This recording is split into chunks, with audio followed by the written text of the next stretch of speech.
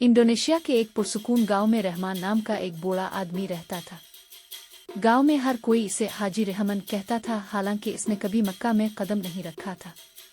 ये सब कुछ बरसों पहले शुरू हुआ जब रहमान एक नौजवान था।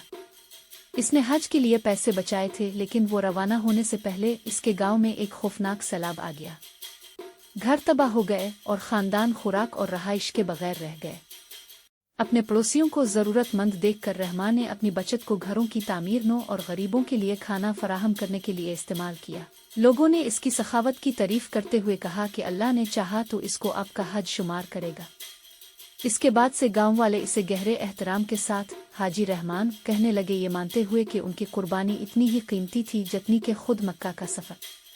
साल गुजर गए और रहमान ने कभी उनकी इस्लाह नहीं की। इसने आजिज़ी की जिंदगी गुजारी, हर रोज़ दुआएं मांगे, दूसरों की मदद की और बच्चों को रहमदिली और ईमान की तालीम दी। इसने कभी पहचान नहीं मांगी, इसने सिर्फ खिदमत की।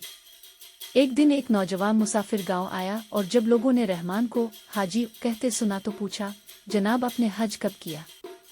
रहमान ने नरमी से मुस्कुराते हुए कहा कि मेरा सफ़र मक्का नहीं बल्कि मेरी कौम के दिलों का था। शायद अल्लाह ही बेहतर जानता है कि मैंने अपना हज मुकम्मल किया है या नहीं। मुसाफिर उसकी बातों से मुतासिर हुआ और रहमान जहां भी गया इसकी कहानी बयान की।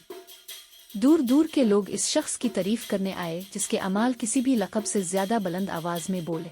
रहमान ने कभी हज नहीं किया, लेकिन जब इसका इंतकाल हुआ तो पूरे गांव ने एक सच्चे हाजी की तरह इसका सोग मनाया, इस यकीन से कि इसने अल्लाह की नज़र में हज का सवाब हासिल कर लिया है।